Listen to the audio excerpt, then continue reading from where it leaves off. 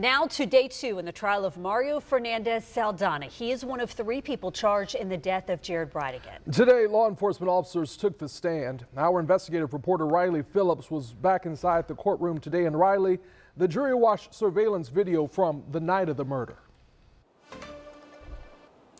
Yes, the state presented about a 30-minute video compilation of surveillance video from the night Jared Bridegan was killed. The video shows what investigators say is the truck used by the accused gunman Henry Tennant, and also shows him walking away from the scene of the murder. But the defense tried poking holes in that surveillance video, questioning how this all connects to Mario Fernandez Saldana. With a corporal from the Jacksonville Beach Police Department, Assistant State Attorney Christina Stifler took the jurors through the night of Jared Bridegan's murder on surveillance video, starting with a blue and tan truck driving along Beach Boulevard around 6:30 the evening of February 16, 2022. The truck is captured on various home security cameras, including one right across from Sanctuary Boulevard just over an hour before Bridegan was killed. The truck is then seen parking in a cul-de-sac next to an assisted living facility off Shetter Avenue, which is only a few minutes away from Mario Fernandez Saldana and Shanna Gardner's home on Marsh Inlet Court. The truck is seen leaving that area around 7:12 and is picked up again on various cameras, with Bridegan's black Volkswagen captured driving less than a minute behind it. Then a camera at a home on America Avenue right across from Sanctuary Boulevard captures the shooting. It's a loud gunshot, just one shot, and then there's a few seconds that go by, and off in the distance you can see a stopped car. And I'm just kind of going into it, there's a silhouette that walks in front of the car, starts walking, and then picks up pace. Surveillance then captures the same blue truck driving back to the cul-de-sac near the assisted living facility, and those same cameras capture the figure believed to be Henry Tennant following behind. About an hour after the shooting, the man walks past the Jacksonville Beach Police Department towards the assisted living facility, but the defense pointed out some mistakes in the surveillance, including an incorrect timestamp. It's either the time is wrong in that video or that's not the truck. The time is wrong in that video. There's also a 36-minute gap between the truck leaving the cul-de-sac at 7:10 and being captured on his surveillance camera driving towards the scene at 7:47 before the murder. Attorney Jesse Dreiser also questioned why there was no video of the figure believed to be Tennant getting back into the truck after the murder. Did you ever see any surveillance of Mr. Fernandez? No. The state followed up asking about a gravel driveway along the path the truck was believed to have taken to the scene of the shooting out of the view from any working cameras. And this residence right here, what residence is that? 1511 Marsh Inlet. The home of Mr. Fernandez and Miss Gardner? That's correct.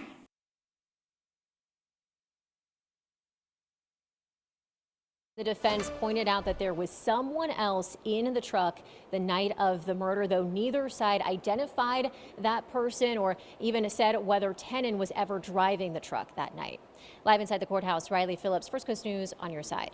All right, Riley, thanks so much. Crime and safety analyst Mark Bachman is here in the studio with me. We were both in the courtroom today listening to the testimony, and I want to start where she left off. Riley was talking about that there was believed to be another person in the truck that Henry Tennant owns. Henry Tennant is Mario Fernandez Saldana's former tenant, who both the state and defense say actually pulled the trigger. The fact that that other person in the truck has never been identified.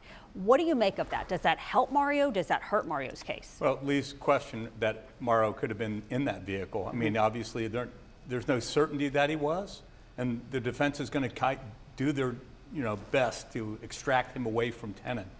The thing that caught me in the CCTV footage, at least, that we saw a compilation of after the shooting, Tennant is leaving, and you see him in different areas. Right. Now, he lives on the west side, right?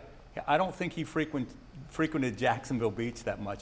Never once did he look up at a street sign. Never once did he pause. His gait, his demeanor, his walk was rather crisp and fast, almost like it was scripted and rehearsed after where he was supposed to go. Was he supposed to meet up with somebody? Was he supposed to depart from there? We don't know. But I can tell you, watching that, he was a man on a mission to get somewhere where he needed to be. And he has not gone to trial yet. But since this is Mario's trial, how does that impact this case, this trial?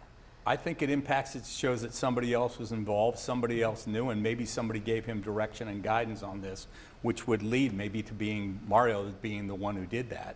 So today in court, jurors heard from different police officers and detectives involved in this case. And towards the end of the day, the state played a 50-minute interview with Mario Fernandez Saldana that was recorded by the Jacksonville Police Department about 2 weeks after Jared Bridegan was killed. And we were watching the jurors closely. We were also watching Bridegan's family, and we saw them at points shake their head no in disagreement to what Mario was saying.